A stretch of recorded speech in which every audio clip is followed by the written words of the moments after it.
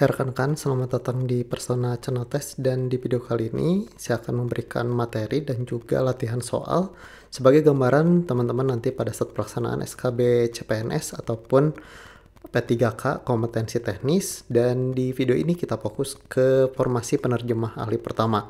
Sebagai informasi, untuk materi dan soal itu mengacu pada Permenpan nomor 43 tahun 2018 terkait penerjemah ahli pertama ini. Dan sebelum kita mulai, jangan lupa di subscribe kalau sudah. Mari kita mulai ke pembahasan. Oke, sebagai informasi buat teman-teman yang akan mengikuti seleksi SKB CPNS yang berbasis CAT, saya akan memberikan informasi terkait pembuatan kelulusan ya. Jadi 40% itu diambil dari nilai tes kompetensi dasar atau TKD, kemudian 60% dari tes kompetensi bidang. Jadi lebih besar di kompetensi bidang. Nah, misalkan teman-teman nilai kompetensi dasarnya kecil tapi kompetensi bidangnya itu lebih besar. Nah, itu kemungkinan lolos itu yang 60% tes kompetensi bidang ya, jika poinnya besar. Jadi silahkan pelajari teman-teman karena ini bisa mendongkrak nilai teman-teman ya. Kemudian ini adalah materi dari Permenpan nomor 49 tahun 2014 terkait penerjemah ahli pertama. Di sini ada kompetensi umum dan kompetensi khusus. Untuk kompetensi umumnya yakni memahami teori penerjemah. Kemudian kompetensi khususnya yang pertama merespon kaidah bahasa Indonesia, membaca teks bahasa Indonesia, kemudian struktur bahasa Inggris dan ungkapan tulis bahasa Inggris, kemudian pemahaman membaca teks bahasa Inggris. Nah, di sini saya sudah buatkan overview untuk materi ini ya. Nah, saya sudah rangkum teman-teman, jadi teman-teman silahkan dipelajari. Salah satunya ini silahkan dibaca.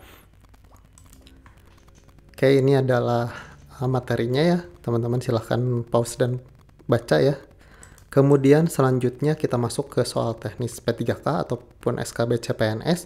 Kenapa soal teknis P3K dan SKB CPNS? Karena permenpannya sama ya teman-teman. Jika teman-teman mengikuti teknis P3K, itu permenpannya sama.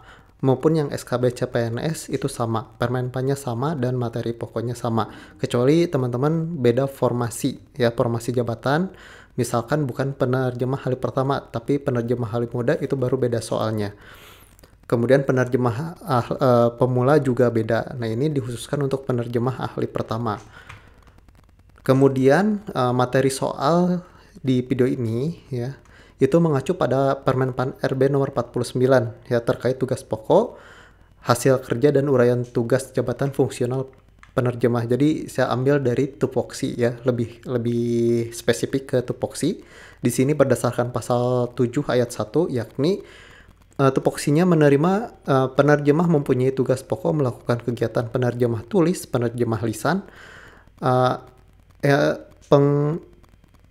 pengikhtisaran yang gitu, dan penerjemahan teks naskah kuno, arsip kuno, prasasti, dan penyusunan naskah berbahan naskah bahan terjemahan. Nah, ini untuk pasal 7 ayat 3. Nah, uraian kegiatannya itu sangat banyak sekali. Salah satunya ini ya, melakukan perencanaan kegiatan penerjemahan tulis, melakukan peninjauan bahan terjemahan tulis, melakukan penyusunan referensi, dan yang lain sebagainya. Rekan-rekan bisa baca di Permenpan ini ya teman-teman. Ini sangat banyak sekali yang harus teman-teman pelajari. Nah, soal yang saya berikan itu berbasis ini ya, tupoksi ini ya teman-teman, berbasis dari Permenpannya langsung ya. Oke, mari kita mulai ke pembahasan. Dan oh ya, untuk yang lebih spesifik kayak teman-teman bahasa Inggris, kemudian bahasa-bahasa di luar dari bahasa Indonesia atau di Indonesia sendiri itu ada CAT lanjutan non CAT ya, yakni tes sesuai dengan formasi spesifik yang teman-teman apply. Ini lebih ke generalis ya, sebagai penerjemah ahli pertama. Oke, silahkan teman-teman, silahkan dikerjakan untuk soal-soalnya. Sebagai informasi, saya akan berikan waktu 30 detik untuk pengerjaan soal, dan nanti setelah beres nanti akan muncul pembahasan. Nah, saya bacakan dulu ya. Sebagai penyunting naskah diplomatik, salah satu tugas utama Anda adalah memastikan kejelasan dan ketepatan informasi yang disampaikan. Apa langkah pertama yang sebaiknya Anda lakukan saat menyunting naskah tersebut? Pertama A, pilihan jawabannya, memperbaiki kesalahan ejaan dan tata bahasa. B, membaca naskah secara keseluruhan untuk memahami konteks dan tujuan komunikasi. C, mengubah semua kalimat pasif menjadi kalimat aktif. Kemudian menambahkan informasi tambahan untuk memperjelas isi naskah. Yang D, menghapus bagian yang dianggap tidak relevan tanpa memeriksa konteks. Nah, ini pembahasannya ya, jawabannya yakni yang B, membaca naskah secara keseluruhan untuk memahami konteks dan tujuan komunikasi. Ini pembahasannya teman-teman bisa dibaca dan di pause ya. Jika terlalu cepat, oke, untuk selanjutnya saya tidak akan bacakan, tapi coba teman-teman kerjakan sendiri. Oke, karena ini simulasi ya teman-teman, silahkan dikerjakan.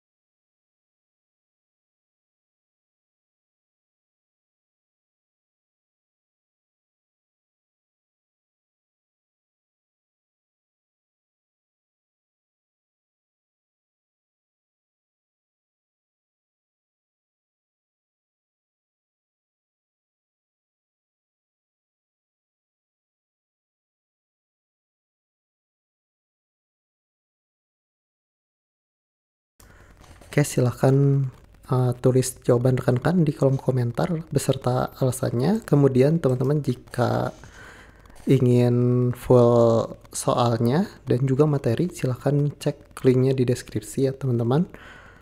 Dan juga jangan lupa kunjungi blog kami untuk list psikotes CPNS di tanpasogok.blogspot.com. Oke, sekian dari saya, mudah-mudahan bermanfaat dan semoga teman-teman lolos ASN tahun ini. Amin.